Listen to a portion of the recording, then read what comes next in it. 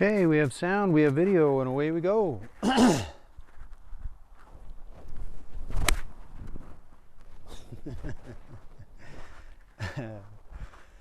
Hello, Ron Sisson here, Canadian PGA professional golf coach in Calgary, Alberta, Canada. I just recently submitted, oh, these blasted gnats. I just recently submitted my Golf Channel instructor search.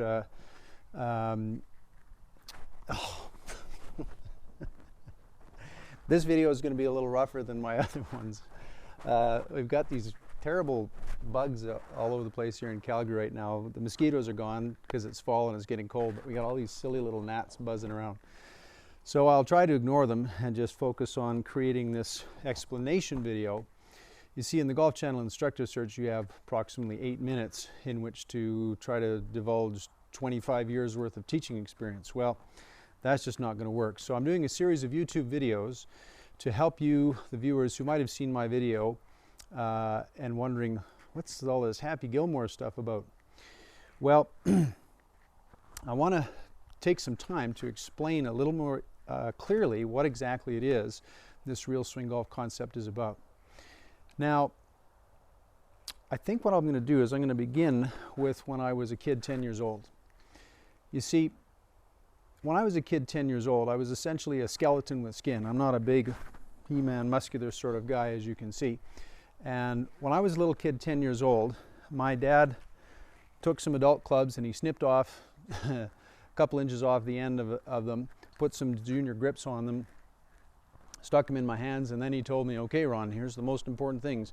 Keep your head still, keep that left arm straight, bend your knees, move a little closer, farther, keep your eye on the ball, turn your shoulders, etc., etc. Now you got to remember, I'm 10 years old. So am I listening? Of course not. I'm 10 years old. I'm looking around excitedly at all these people whacking these balls and they're soaring through space hundreds of yards, and I'm going, wow, this looks like fun. So I get up there. I'm basically ignoring my dad, and I look around and I see people swinging a club and striking a ball. So my little 10-year-old brain goes, okay, so you swing the club up over your shoulder. Whoa, this club is really heavy. Whoa. And so what ended up happening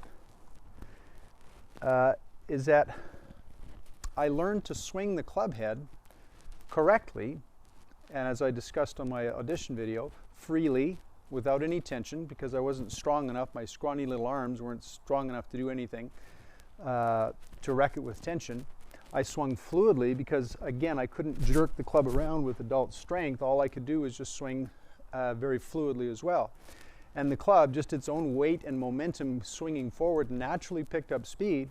So right off the bat, at 10 years old, I had to swing correctly, freely, without tension, fluidly, with a smooth rhythm, and accelerating fast through the bottom of the swing arc where I impact the ball. Now, I simulate the feel of my 10-year-old swing today by holding the club gently with 2 fingers and 1 thumb of one hand and then swing. And when I do this, that's what my swing felt like when I was 10 years old. All I'm doing is hanging on to this thing that's got this really heavy, massive weight at the bottom. It swings back, I hang on to it, it smoothly swings around, and that's what happened. So my dad's nattering at me to tell me to keep my head still and my arms straight, and I'm basically going, whoa, I hope I don't fall over swinging this big stick around. Whoa! Now in the learning process, of course, back when I was 10 years old, I hit the ball pretty cleanly on the middle point of the face now, but when I was 10, like anybody else, I wasn't very accurate with guiding the path of the swinging club head into the ball.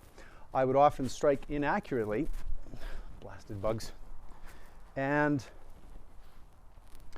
so when I would, for example, swing high and miss it, or like on the last one I did a couple minutes ago, hit the ground and hit a little fat, when I wouldn't strike the ball accurately, like that one I caught it a little thin. I'm trying purposely to top it, but I didn't quite do it that time. There we go, that's about right. So when I would top it like that, or hit it off the toe or whatever, my dad would pipe up, oh, you're lifting your head, Ron, and you're bending your arm. Now again, I'm 10 years old, so I'm not even remotely listening to what he's saying. And by virtue of that, by ignoring him, trying to distract me from swinging the club freely, fluidly, fast, and instinctively becoming skilled at guiding the path of the swinging club head, I just naturally figured out the hand coordination aspect of hand-eye coordination skill. When I swung, what I felt, my scrawny little arms were skinny, and I felt that the club head was like this anvil weight at the end of the stick here. And as it swung around me, my little 10-year-old brain is just becoming more and more adept at feeling and sensing the path of this club head. And then I learned how to guide the path of it precisely through the ball. So now, whether I'm still doing my 10-year-old swing, did you hear the sound of my contact? Perfect on the money. Or whether I put both hands on, my swing still feels the same. So, over time, I gradually added proper grip, proper posture, proper setup, and I've tweaked the mechanics of my swing. But the underlying basis of my skill has nothing to do with my grip, setup, posture, mechanics, or anything. It has to do with the fact that when I was 10 years old, I instinctively began learning these basic concepts that are the heart of my real swing golf method. Swinging the club head freely, fluidly, fast, and striking the ball with the swinging club head. And hopefully, as you saw in my Audition video, although the Sharpie markers are starting to wear off my club face now, within a 1/16 of an inch accurate of the center of the face. Just to give you another sort of sense of what that is, I'm a Canadian, and up here in Canada we have our dollar coin. I'm going to show you it close up. Now this dollar coin is, we fondly call it the Loonie. You may not be able to see it, but there's a picture of a loon on the front, so it quickly got the nickname the Loonie.